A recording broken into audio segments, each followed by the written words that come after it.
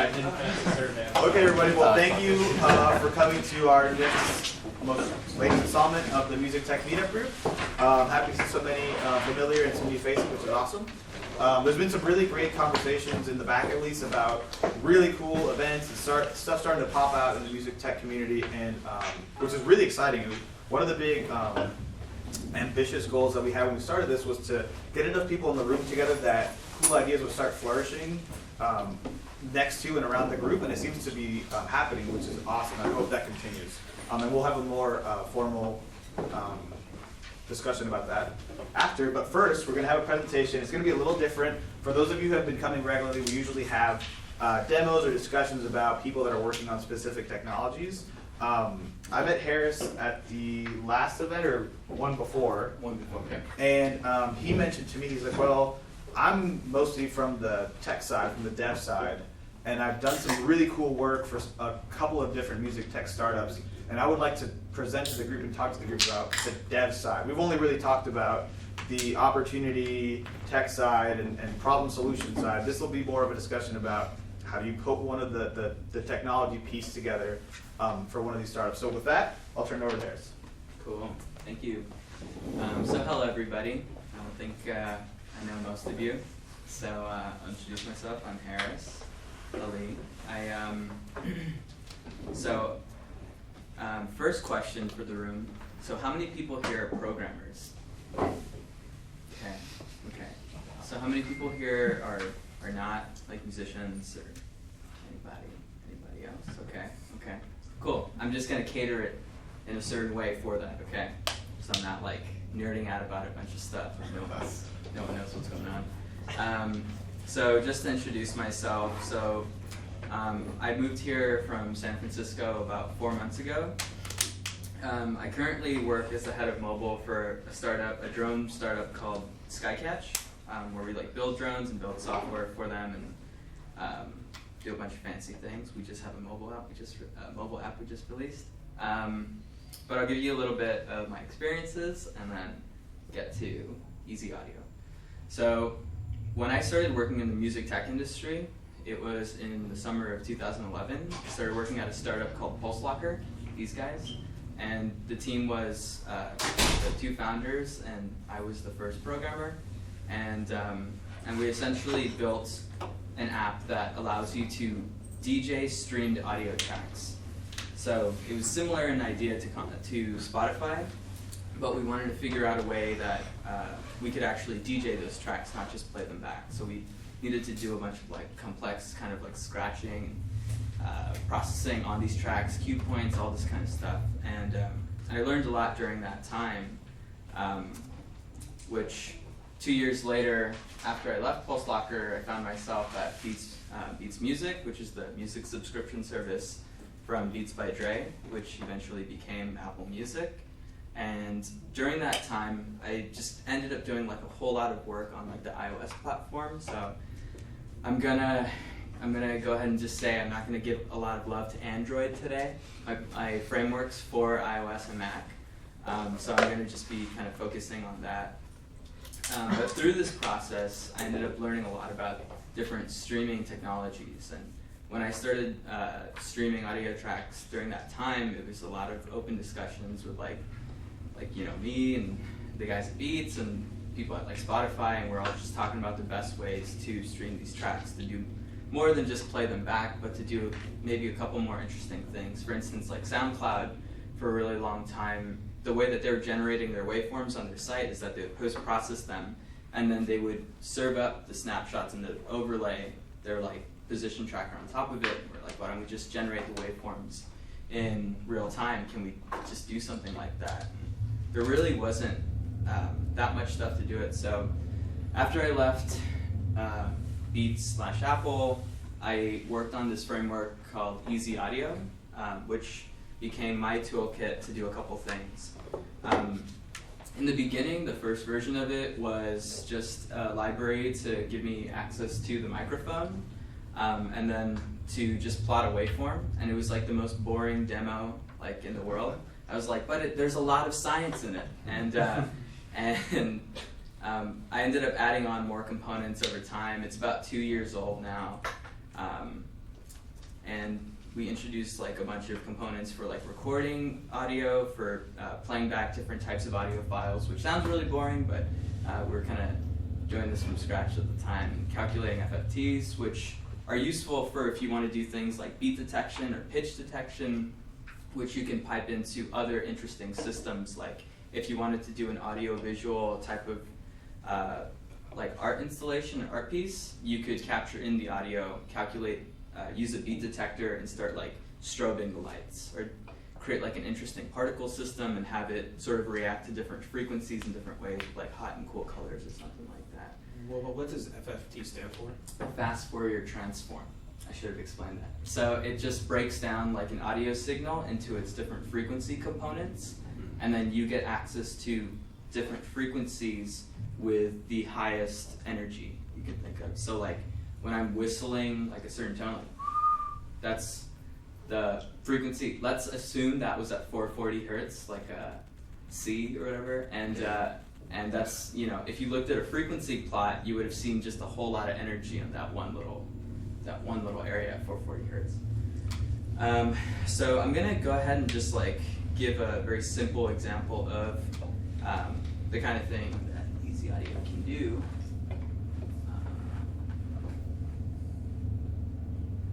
So bear with me here, guys.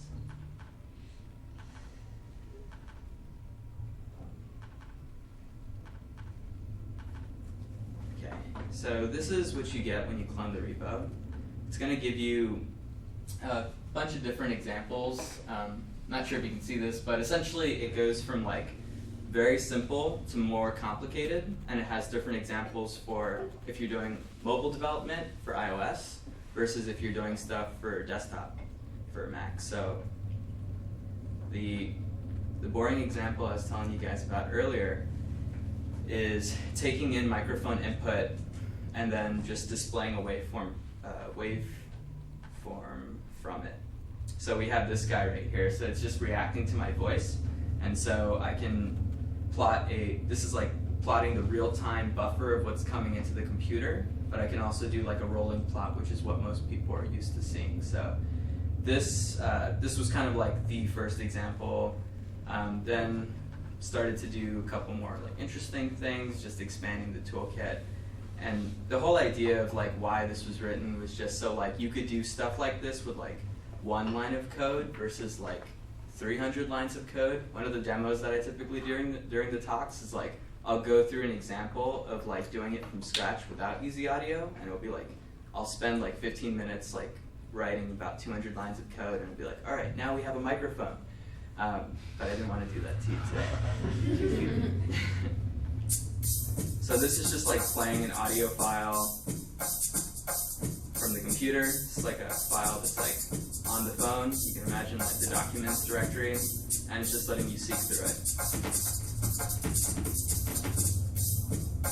Again, not super duper interesting, but it puts a tool in the hands of a developer to be able to actually do something like more interesting with it. So Easy Audio is essentially the building blocks that allow you to do something like this. Like for instance, this is just like a frequency detector. It's gonna be like okay, so what I was talking about with the FFT earlier, so if I were to whistle,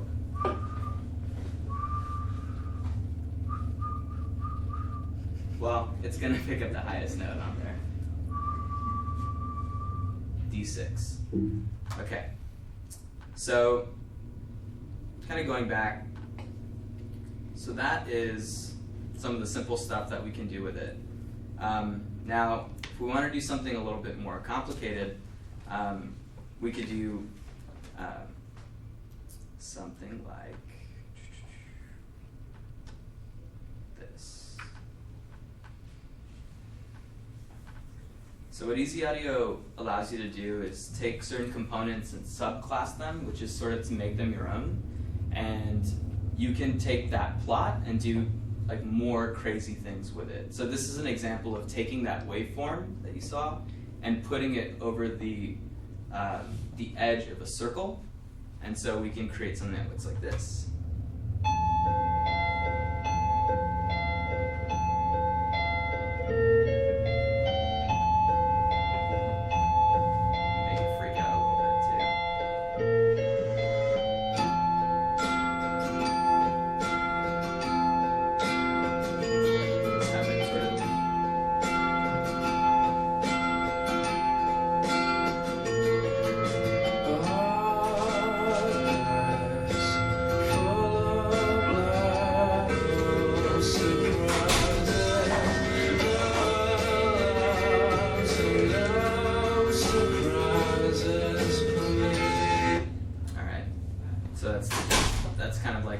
list of like just one thing that you could do with it.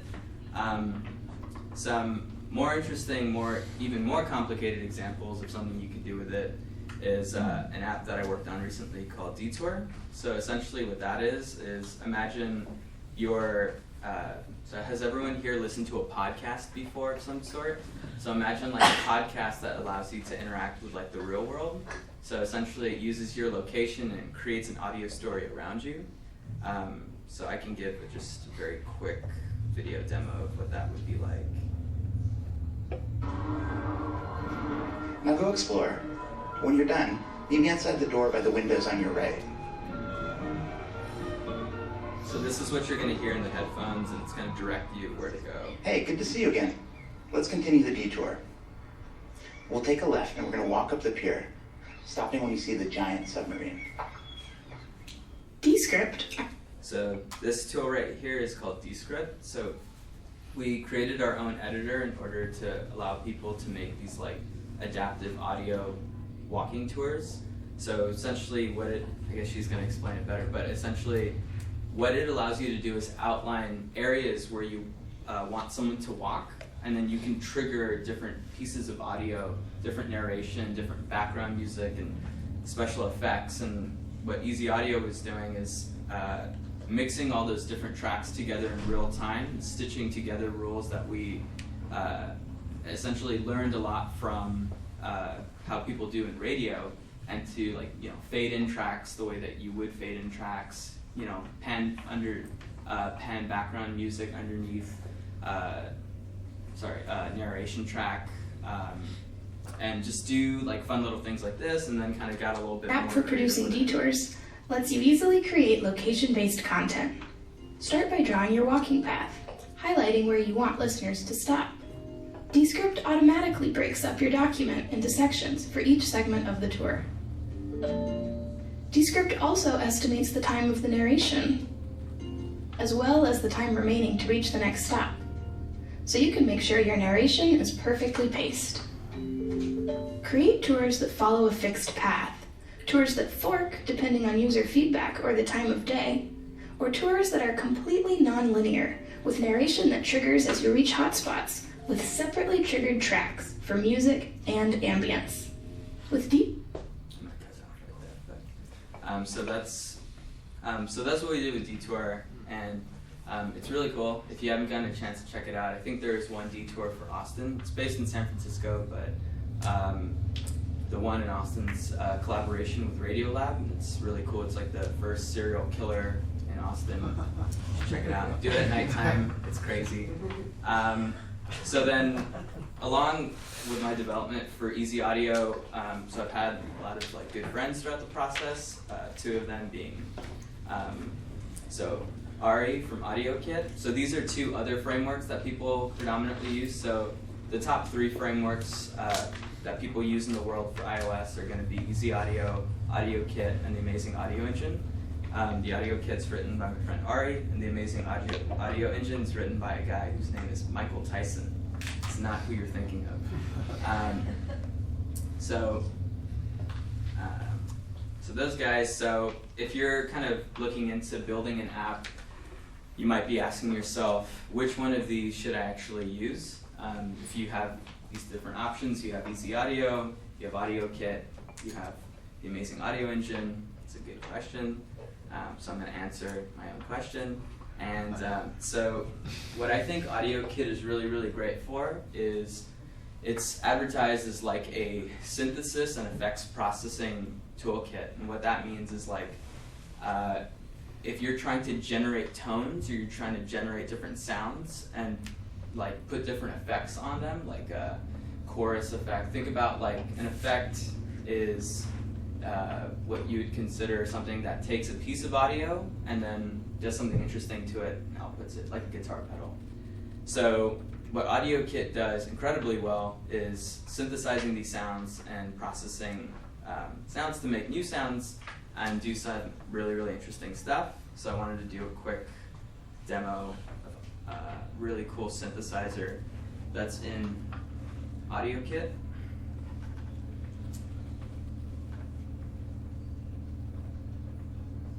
So I've contributed the UI components and the FFT components that are used in AudioKit to do a lot of different effects and stuff. So this is just like a little synthesizer.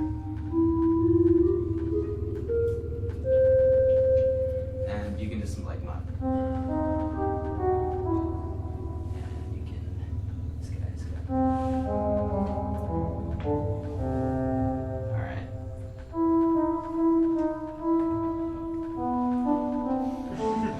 Okay. But this is sort of the type of applications that AudioKit is just like incredible at. It's super high performance and creates these really, really rich, really interesting tones, and it handles like a very complicated processing very well. So if someone were to ask, that's what I think AudioKit's really great for. And then for the Amazing Audio Engine, what I think it's really, really great for, and there's a new version of the Amazing Audio Engine that just came out just a few weeks ago, and essentially it's to do like multi-track mixes. So like if you were doing like a detour, like that's got the Amazing Audio Engine written all over it. I have to actually write a bunch of stuff for Easy Audio that's like not really on like the master branch, but essentially the Amazing Audio Engine, if you have like a bunch of tracks, like think about like if you were watching a band play at a live performance, you got a guitarist, you got a drummer, you got a singer, and you want to mix all those tracks together on some stereo mixer and then output those two tracks out to the main speaker system, the PA system. So if you're trying to do something like that, the Amazing Audio Engine makes it very, very easy to do, and it handles a lot of these different edge cases that you're going to inevitably run into. And the thing that makes it so great is that it's incredibly precise. Like when people talk about like sample accurate sound in digital audio, there's no framework that's achieved it at the same level as the Amazing Audio Engine. So Michael did a really great job. And I'm just going to do a quick demo from the Amazing Audio Engine 2, which is going to be this guy right here. So this is just like a app demonstrating how it's going to mix together these different tracks, but it's able to create these really interesting loops that are very precise. So if I were to start playing this guy,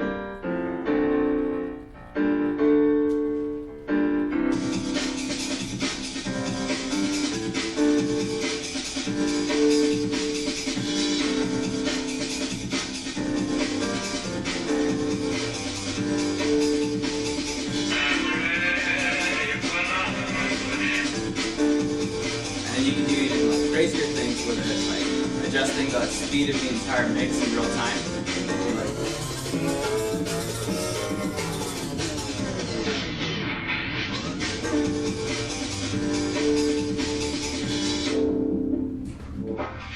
You can apply effects on multiple different channels all at the same time. So it's this idea of like busing different channels at once to be able to achieve that.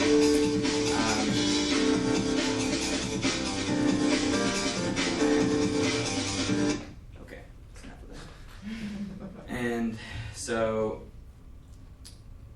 I guess the next question then is, so what do we all have in common? Like what is the commonality? Because we have had these conversations about like how do we integrate our different frameworks into one another so they can work kind of harmoniously.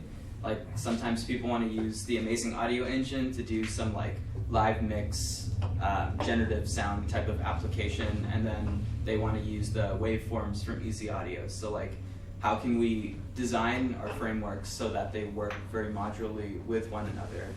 And well, the one thing that we all have in common are that we use this concept of audio notes. So I kind of touched on it a little bit earlier. But essentially, if you were to imagine it, just visualize it, you'd see like a typical, when people talk about an effects chain or like audio nodes or an audio graph, all they're talking about is this concept right here, which is that you have something that generates sound, like the guitar or the bass in this image, a pedal that's going to do some kind of interesting processing on it that's going to take input and then output some sound.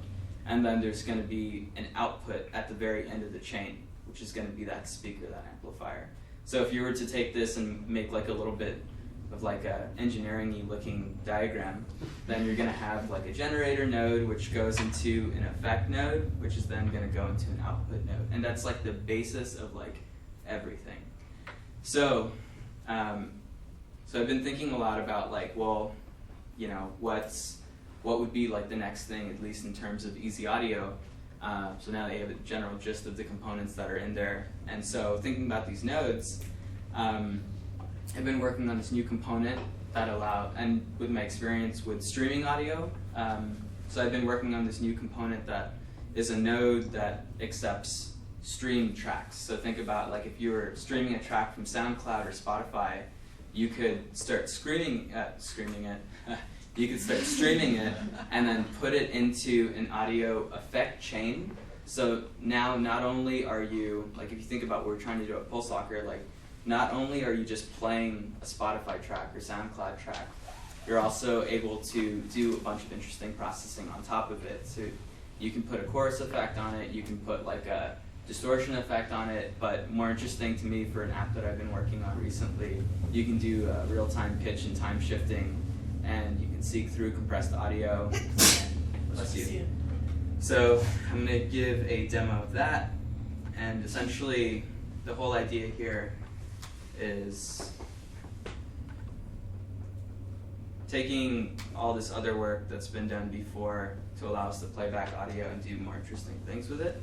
So what Rehearse does is it allows you to, it's just SoundCloud right now, but essentially you can stream a SoundCloud track and then you can just time pitch shift it. So this is very useful, for instance, if you're trying to play, what is that song? Oh my gosh, I just had it in my head. Eruption. Oh God. I know, I'm sorry. So, essentially, it's the eruption that we all know. And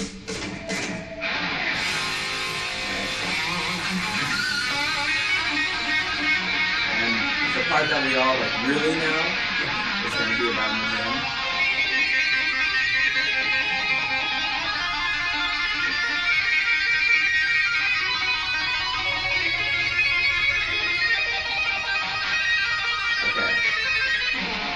I can't play that fast right now.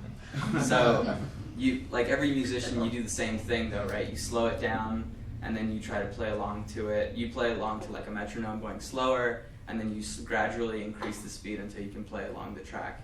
So I don't have enough patience for that, so it's just like, let me just slow down the track and try to not degrade the sound.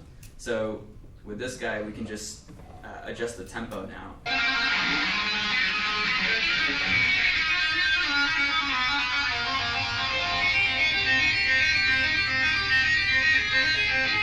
Without adjusting the pitch, we can do this independently.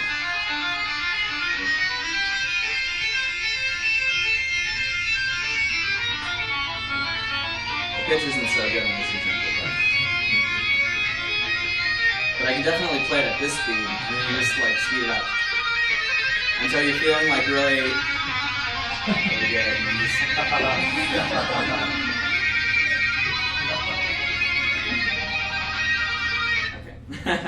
and then I think pitch would probably be like something like this. So like I also sing, right? But then sometimes I can't sing as high as Bruno Mars, or he'll hit some kind of bridge area, and I need to like pitch it down or something. Too young, too dumb to realize. Slow it down if you or if you're a girl, you can pitch it up.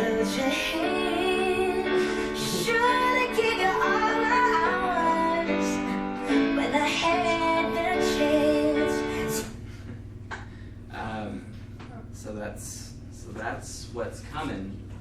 So you can do stuff like that with easy audio very soon. And it's not just like pitch time shifting, obviously. It's like any type of effect that you'd like to do on. So that was actually streaming the tracks from SoundCloud and modifying them in real time. So That's actually all I got. Thank you all so much for hearing me banter for a while. I'm Harris Ali. This is my Twitter handle, and if you're interested in any of these links for Easy Audio, Audio Kit, the Amazing Audio Engine 2, here they are, and I can provide slides later if anyone wants them.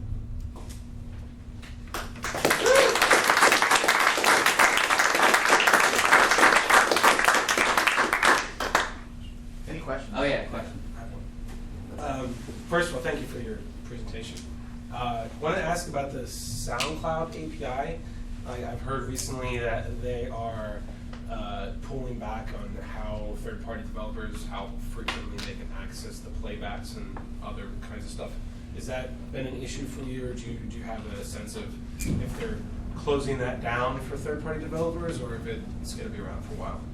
I think it's going to be around for a while. I mean, usually, most companies will rate limit it to some degree, so I'm sure that's just what they're doing, because they're not making a huge amount of money right now. Yeah. So I think, yeah, that's inevitably going to happen. Spotify kind of does that too. Actually, more of the issue that you run into is the rights to the music if you're modifying it in any way. So you have to kind of deal with more of that side. And then if you're charging for it, then it's that's where I wish Brian was here. He's all about the music rights part of the equation. Yeah. Two questions. Sure. So first off, are you planning on adding in your own input for that? If you're playing a guitar and you wanted to do a looping over it, would you end up having that put in? Or is it possible to do that kind of stuff now, with a little bit of modification? Oh yeah, totally. Actually, so if you're trying to do if I was building a looping app, I Right. would use the Amazing Audio Engine. Okay, and then for the playback part, how hard would it be to possibly convert that to notes or tabulatures? Oh, well, I think you'd have to write something yourself that essentially goes through So it. you haven't done it yet? I haven't done it yet. Yeah, but actually there is the FFT. So there's a component right now in Easy Audio that gives you the main frequency. So it's meant for people most people are just trying to build pitch detector apps.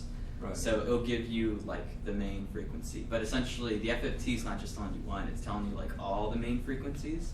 So what you could do in your app is write something that uses the FFT and gives you the array of the highest frequencies, and then you can transcribe those notes to you can transcribe those frequencies to the proper notes, and then you can convert that using the timing to MIDI, Right. if you want to use MIDI or tablature.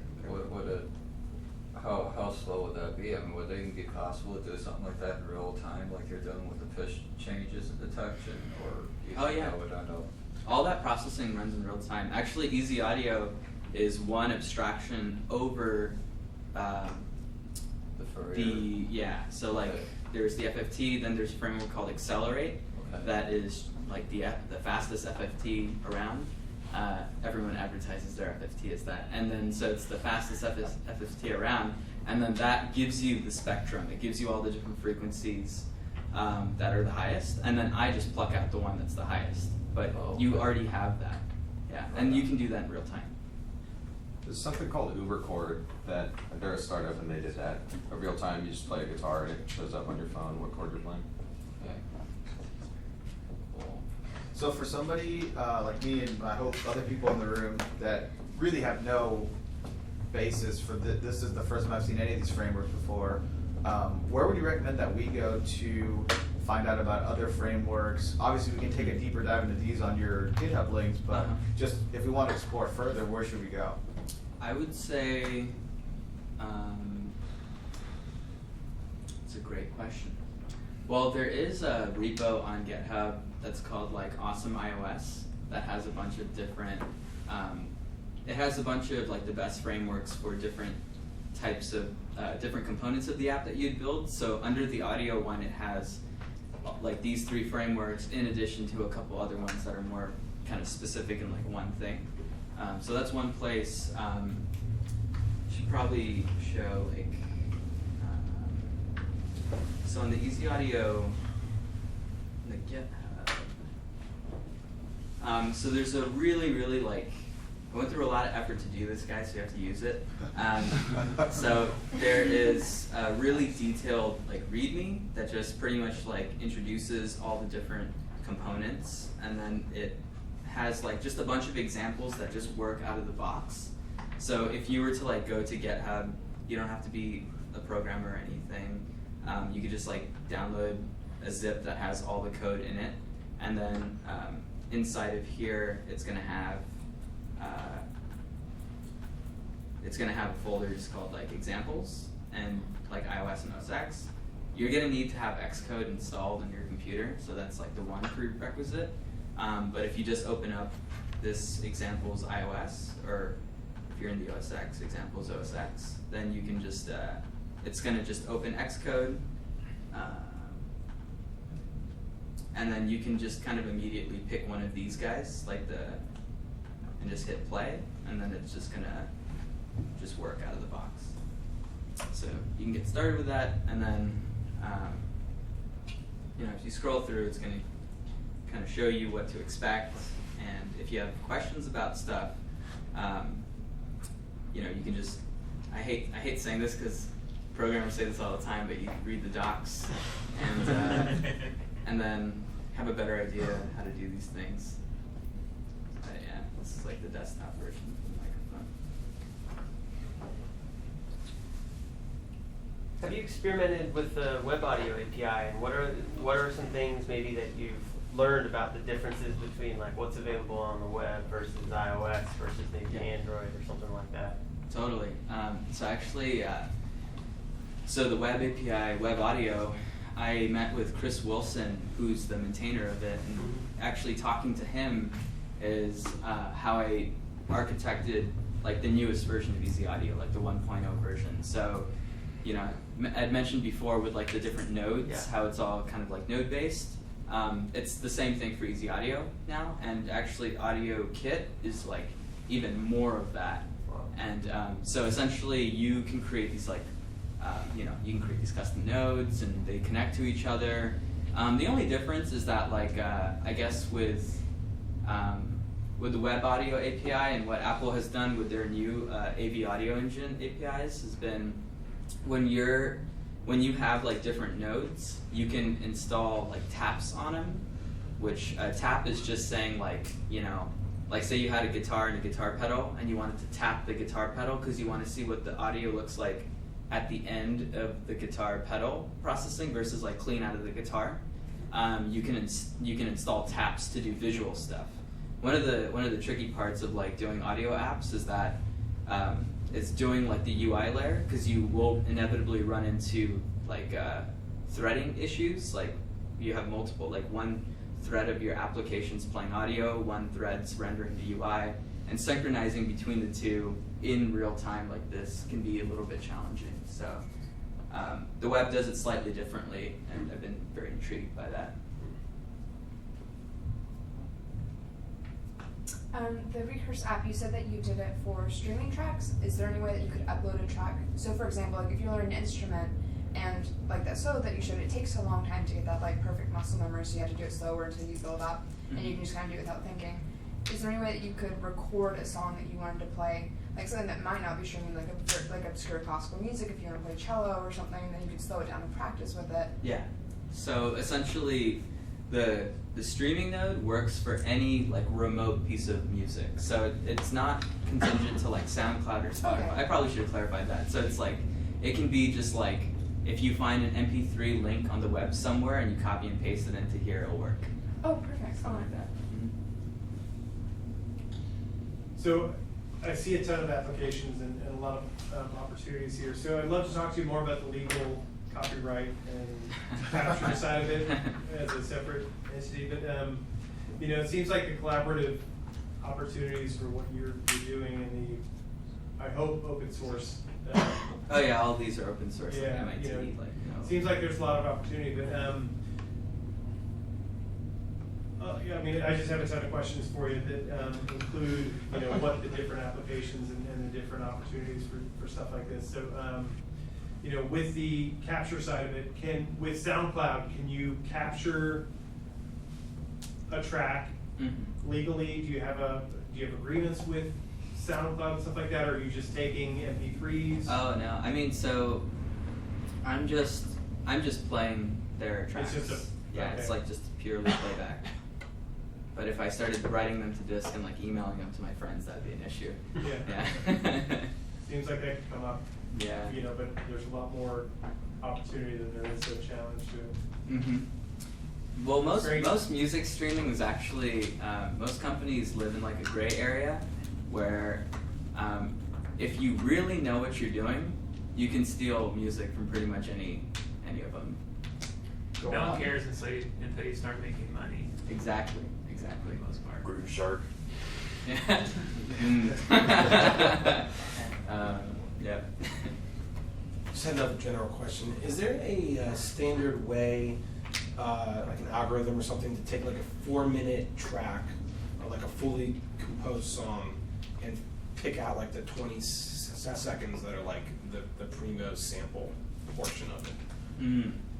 I think that's like, so every company does it in their own flavor because they consider the premium section something different. Right. So there's no like technical standard for that. It's just however the company chooses to do it. Yeah, pretty much. How would you do it? I would probably look at like the frequency spectrum of the entire track and then see which 20-second regions have the most. Actually, the way that I would really do it is like, so like the way a lot of these different algorithms to like Shazam and SoundHound, they do different algorithms to do the fingerprinting of the music. And so essentially, I think with the spectrum of the sound over time, you can do different fingerprints and compare them and start to develop a general vibe of what is a good fingerprint of sound over a period of time. So you could say like which portion has the most like dynamic like uplifting variation part or something. Or another thing is you can just look for, you can like, for most pop music you can kind of just look for the hook. So like most like if you look at the waveforms for most of these guys, it's like I guess if I can write on this, it's gonna be like, it's like verse, and it's all like compressed really, really hard. Yeah. So it's like verse, chorus. Right. And then like you can get this signature over here, and then you can say like, okay, given like the entire like song, this and this seem to match in terms of their spectrums. And so like I would extract out the chorus every time. I guess you could probably also do that with dubstep or stuff like that. You can Dance, find the like drop. EDM music's great for that. Very The drop. Yeah. Just a quick thought on that too. I thought another way that I've thought about doing that is if you're tied into the SoundCloud API, I assume you can get the comments that people, the timestamped comments on the tracks. So you can use that as an indicator of there's like the most interest. Yeah, that's true. If you're just limiting it to sound. Right. Yeah. But isn't there like isn't there companies that do that? I think that there was one place in LA I interviewed with that kind of did that manually, like had the metadata in, or was that like too proprietary? Yeah. Too proprietary. So most major companies in this space, so the way most of it works is that like you don't have everything automated. That's like the dream, you know, to do everything like that, but it's like taste-wise, it's just never gonna happen. So like what companies like Pandora and like Beats Music and Spotify too, like everybody has a ton of people in their content teams that will like go through these tracks, and there'll be algorithms to help them get close.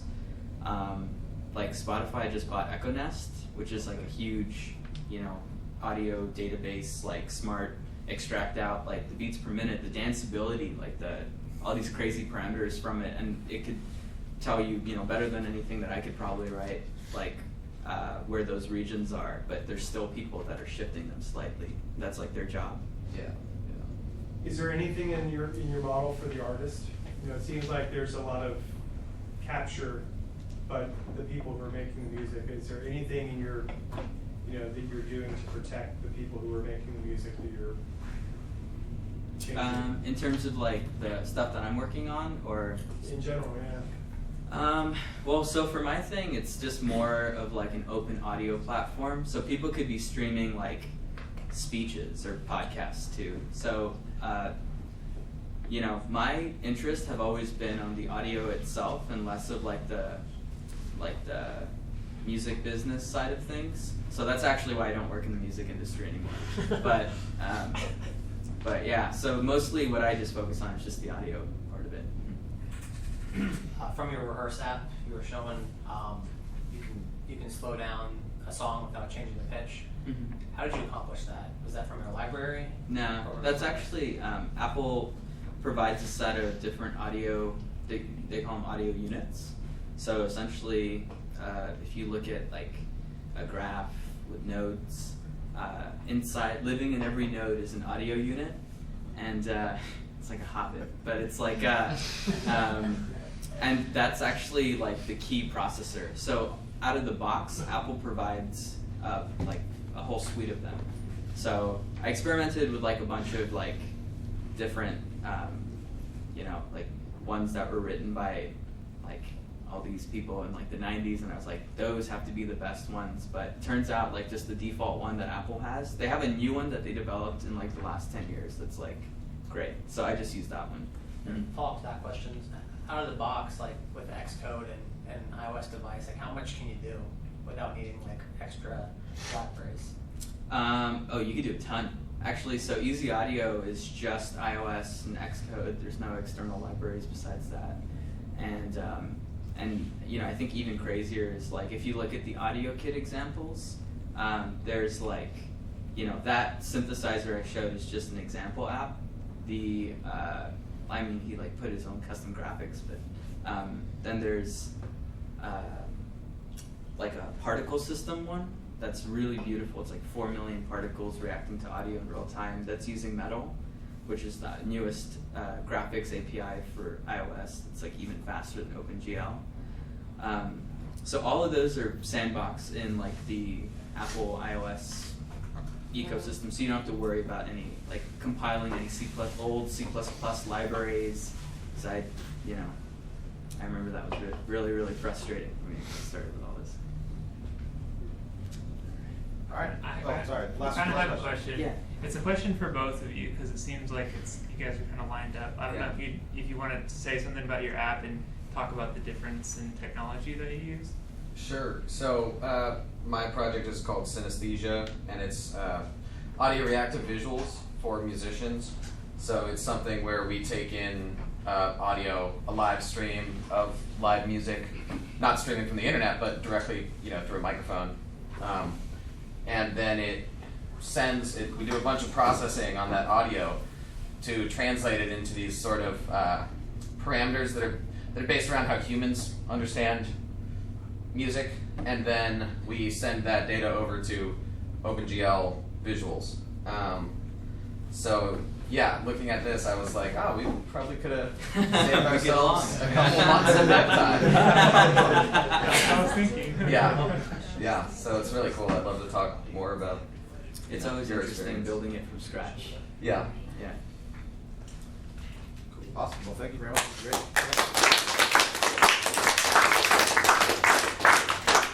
Okay, so as mentioned before, there was a lot of chat earlier about a bunch of events going on around town. So I will turn it over. I don't know if are you the official spokesman? Okay. I'm sure. Okay, so we're gonna. This is just a little kind of like an announcement section. So you guys are all aware of all. There's a bunch of cool stuff coming up. So Yeah. Hey everyone, my name is Dave Bloom with an app called Spot Color based here in Austin. I just wanted to sort of tease out a few events coming up in the broader music tech community here. Anybody heard of an event going on June 1st, Austin Forum? Does that ring a bell to anybody? You do, yeah. There's a thing happening at the Stateside Theater. Is that where it's at? Yeah, on Congress. It's the organization is called Austin Forum, which apparently every month they like pick a new topic. But this month their topic is how live, or how technology can sustain the live music capital of the world. So very relevant, hopefully, for some people in here. So that's going to be going on. It'll be a great discussion. It'll tie into a lot of the activity that's been happening with the Music Commission lately about finding ways to help sustain the music scene here in Austin. So it'd be great if everyone can come. You don't have to remember all that right now, but I wanted to tease out a few other events that are sort of in the idea phase of trying to connect us techie people with artists here in Austin, and trying to figure out like how that learn about what their needs are and also show them what we have going on. So those are still kind of being formed out, and we'll be getting more information out about that. The main thing I want to say, we have a Slack channel that Chris Bush at TipCal actually started, so he's not here tonight, so I'm just saying this for him. So, everyone knows what Slack is. Okay, good. I was probably the last one to figure that out. So there's a couple people on it right now, but this is probably going to be like the main place to get solid feedback from all of you about what would be good for you as far as the events and what you would like to see. So I have just a piece of paper here. Just really, if you're interested, and I strongly encourage, just write your email down before you leave, and I will make sure you get an invite shortly. So that would be really great if everyone can do that. That's pretty much all I got. So it'd be great to get everybody on board, and I'll create a little events portion on there to put out all the details for the June 1st thing, Austin Forum, and these upcoming events. And we'll probably be doing sharing on social media and whatnot, but this will be the main place to really put your feedback in. So I encourage everyone to do that. So thank you. Awesome. That's all we have. So mix, mingle, flourish. Sign the piece of paper. I'm going to just stand by the door. Make sure everyone does that. Good. I'll be approved. Yeah, that's right, Jason.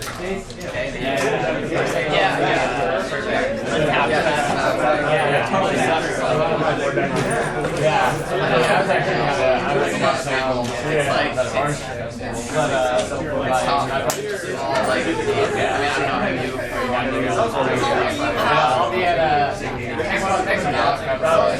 we were kind of oh yeah, it's gonna be so much fun to add that was pretty good. Yeah, it's got and if they use slightly different libraries, then the whole thing would take place. This event that we just talked about. How to make I might have to be there and hard pitch my I don't think my goal is to make it right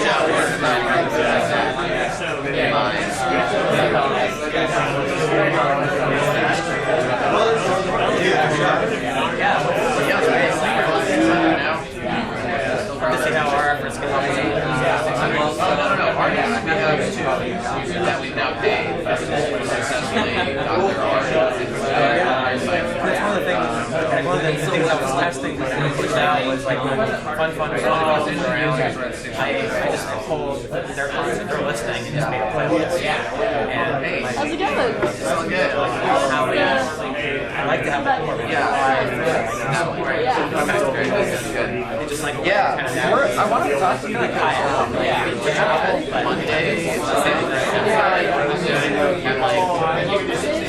it's called Magic Mondays. But they're it hasn't been implemented, and so they're gonna try to, or they're thinking of doing something. And we would kind of agree if we can't get it out there, but I don't know.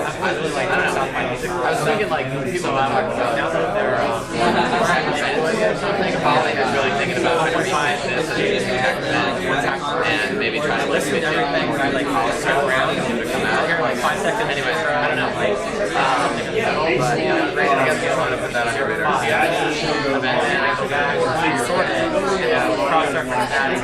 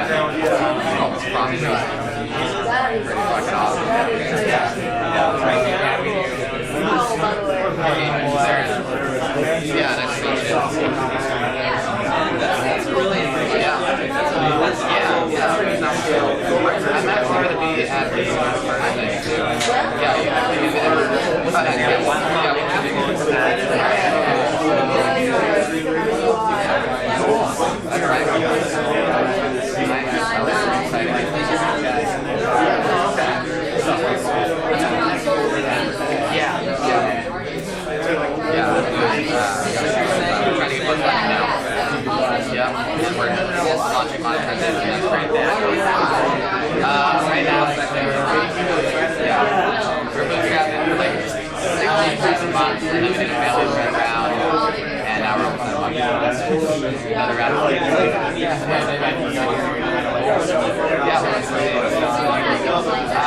right, what we're doing, so maybe $10 a month, and directly selling the music, and sending products to the market is our main buyers for now, and then we do,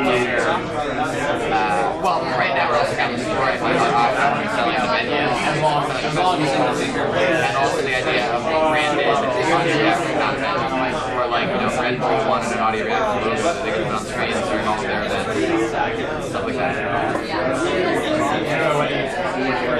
On Thursday? I don't know what time stuff like that. So yeah, you're gonna get technology like that.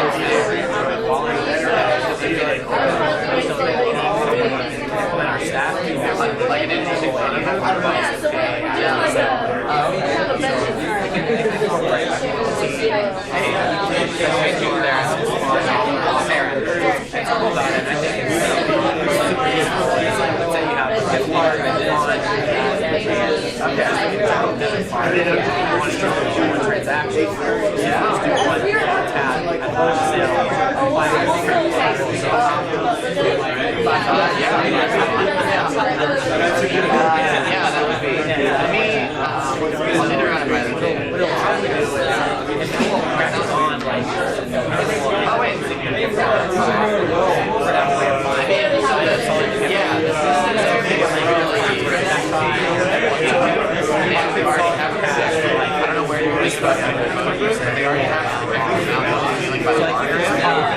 And also just like the walls, right? I mean, you've been there, so like,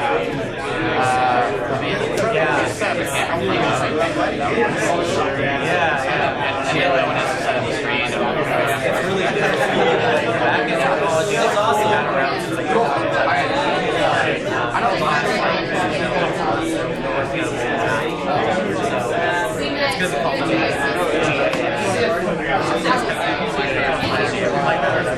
I think of like weightlifter.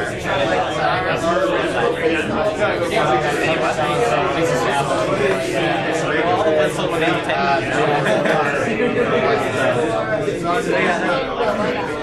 Coming out soon. The social aspect of it is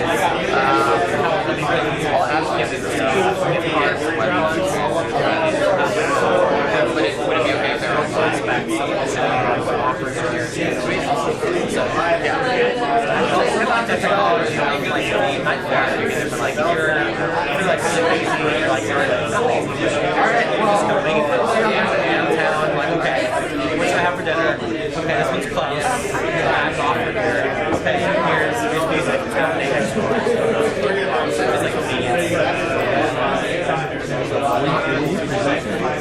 I'm not that's cool. I want to know like 3 months. Yeah. Something about like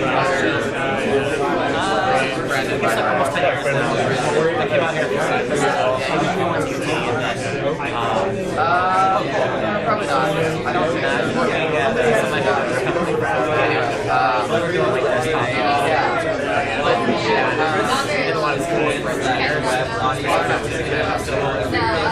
audio channel. Yeah. So some of the stuff you have now is like, I guess like you can create like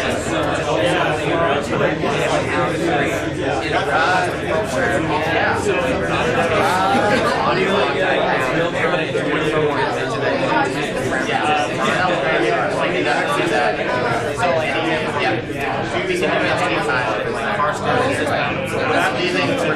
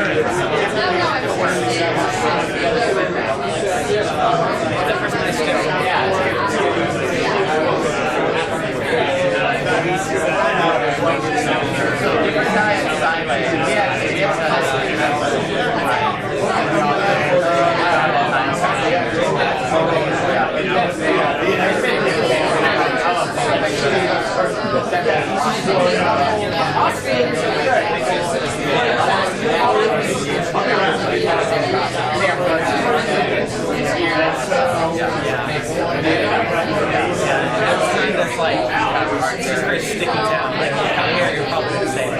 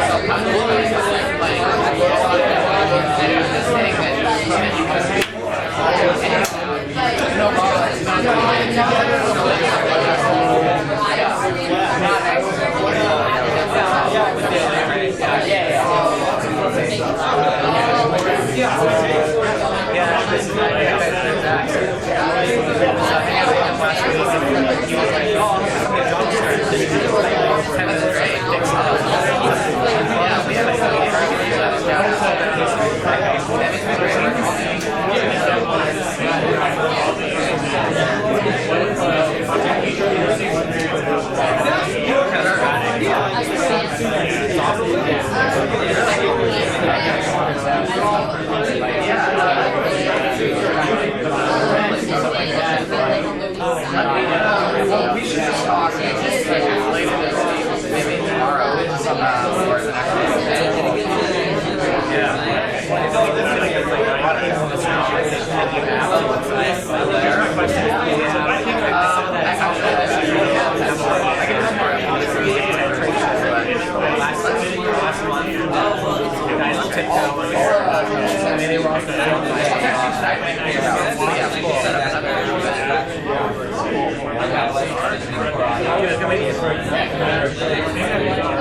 I'm so sorry about that. You know, there's just bad. There were guys I know.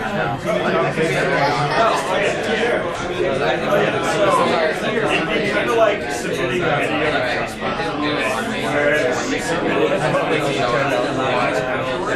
so the whole idea with the camera part of the app is you take a video and stop. So it uploads images but essentially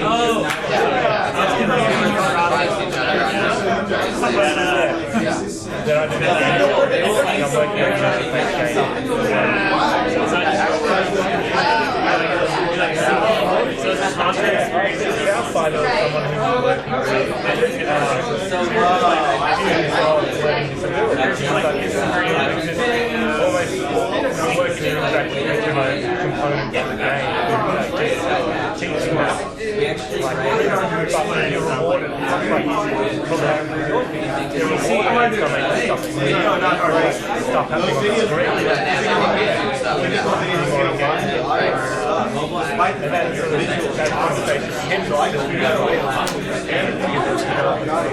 So, is there more than happy to show you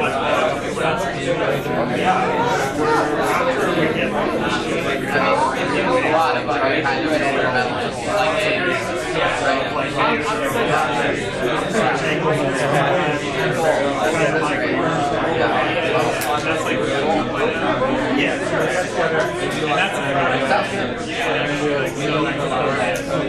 Yes. Are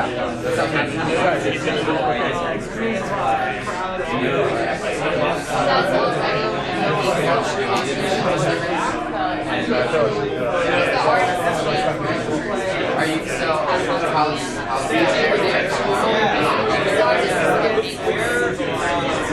SAG is my other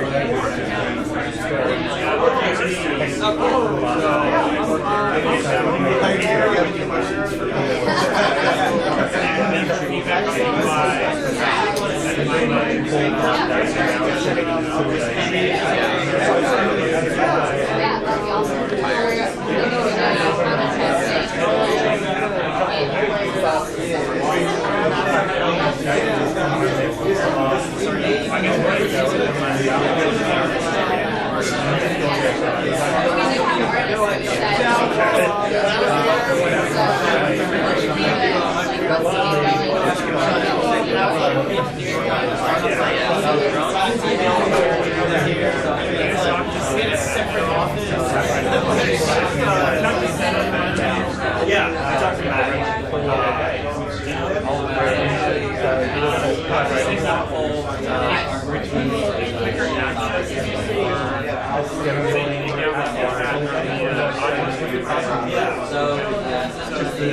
regular chat. It's like so the version was that like you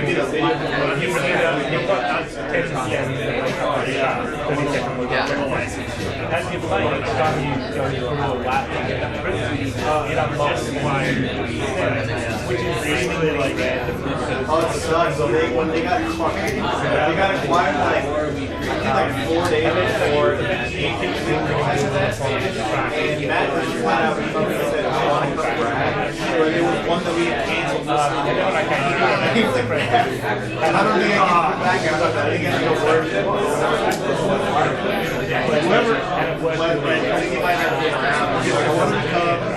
6 of my guys.